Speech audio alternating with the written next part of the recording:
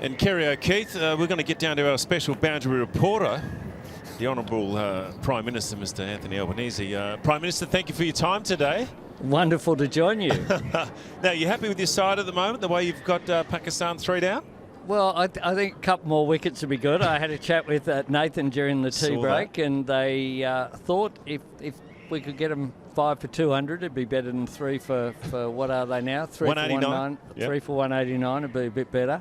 But, yeah, it's a hot day here, so it's a hard day in the field. I think Nathan, if he had won the toss, would have batted as well. So I accept some responsibility as the bloke who put the coin in the air. Yep. PM, in the early days of this Prime Minister's 11 game, Sir Robert Menzies included a politician or two in his team. Don Chipp played in 1963. Did you think of including yourself?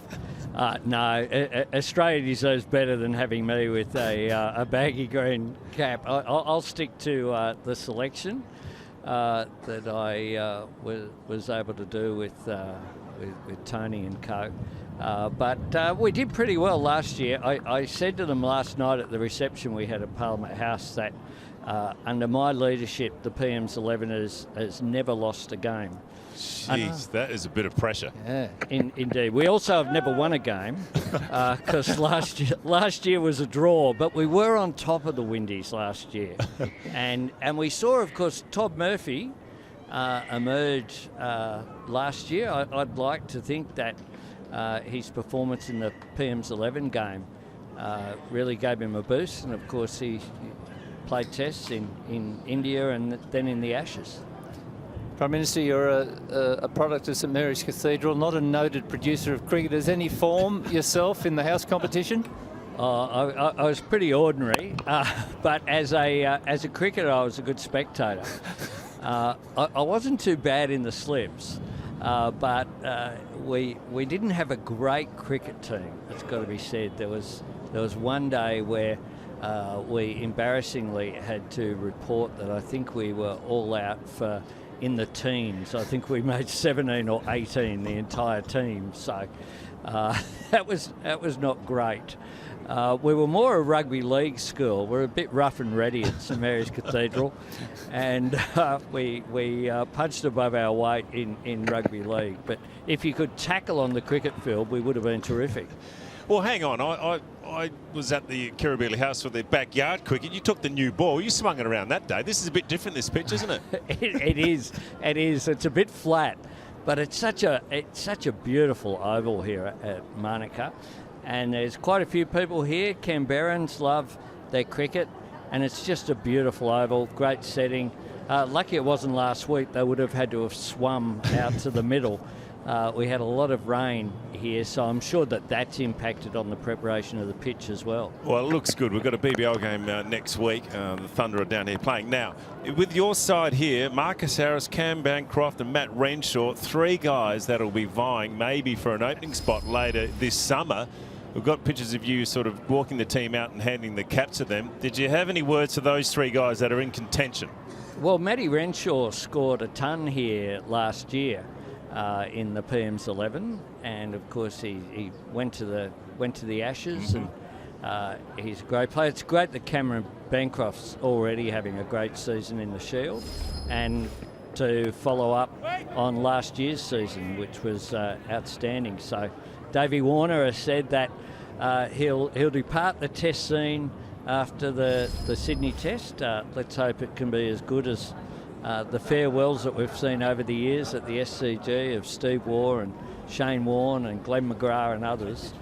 So I hope Davey has a fantastic third test versus Pakistan there. And then obviously, if not beforehand, there's a spot available. We're all still basking in the glory of the World Cup win, PM. Have you had any interaction with Narendra Modi? How good was it? I have. He loves his cricket. And I got to go to the test there at the Narendra Modi Stadium. I'm not sure an Australian politician would get away with naming. Be very hard. A stadium after themselves. Might be a bit controversial here, but there it doesn't seem to have created any. It's such a beautiful ground. The largest stadium in the world, of course, fits almost 130,000 people, and that World Cup final, how good was Paddy Cummins' captaincy was just amazing, and it was such a great effort, and Travis Head will be able to tell his grandkids about that innings as well. On matters rugby league, Latrell Mitchell's bought a home in the heart of St George. Is that a sign that he's moving on? He's going nowhere, mate. he's going nowhere. We got Latrell, Jack Whiten coming from Canberra here. The Canberrans are still a bit upset about that. What a backline we'll have next year. Campbell Graham and Jack Whiten in the centres, Latrell at the back, Cody at 5'8". It will be an exciting year. I always think that South Sydney are certain to not lose a game at this time in the season. One of your great loves is tennis, and our producer Brad McNamara's band played at your 100th anniversary at the Marrickville Tennis Club. It was fantastic. There was Brad and Brett and Shane Lee and Richard Cheekwee playing 6 and out. They did covers, and it was a good bit of fun. They got me up as a guest vocalist there for a little while. Wow! And you sang Gloria. Yeah, I was pretty ordinary, but I can spell Gloria, so I was able to get up there. It was such a good night. And it was great. Marrickville Lawn Tennis Club, which is just a local club owned by the council, run by volunteers. It's got 2 sorts of beer on tap, and people take it. If you're on the board there, they take it in turn to go behind the counter. It's just a great local community-based organisation, and it was fantastic that it celebrated 100 years, and 6 and out were awesome that night. So it was thanks to Brad. He's obviously listening. And I think they had a good time too, but it was a great celebration. When it comes down to grassroots sport, that's what it's about. I still play for Marrickville in the Sydney Badge Comp in a low grade, of course, but it's a good bit of fun, and it gives people a shock when I turn up to play on a Saturday afternoon sometimes. Brett Lee tells us that you go all right on the court as well. Well, Brett, as a tennis player, he's a fast bowler. You've got to be very careful if you're playing with him. What happens when he's serving? Yeah. Of being on the net, because his serve is fast, like really fast, but a little bit erratic. So it sprays around a bit, so you're always in danger. But when they go in, he nails it completely. He hits a very firm ball, and it's good fun. Shane plays as well, so I've had a few hits with them, and we're going to try and catch up over. It's been a bit busy lately, but catch up over the next few weeks, and it's just great fun. The great thing about tennis is you can keep playing into now. I'm 60 years of age. Keep playing comp. It's good fun. Good on you. We know you're busy. Thank you for your time. Quickly, Test match starts next week. 3 tests against Pakistan. How do you think we're favouring? Oh, I think we are looking very good. Our tails are up after the World Cup, the Ashes victory.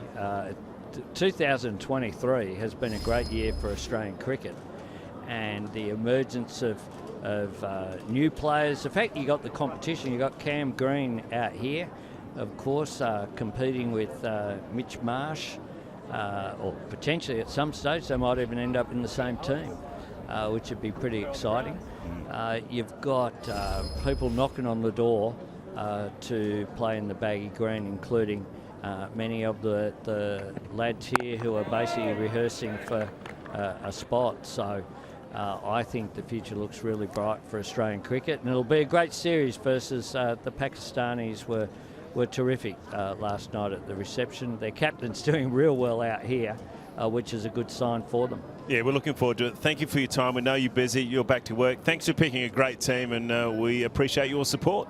Thanks very much, guys.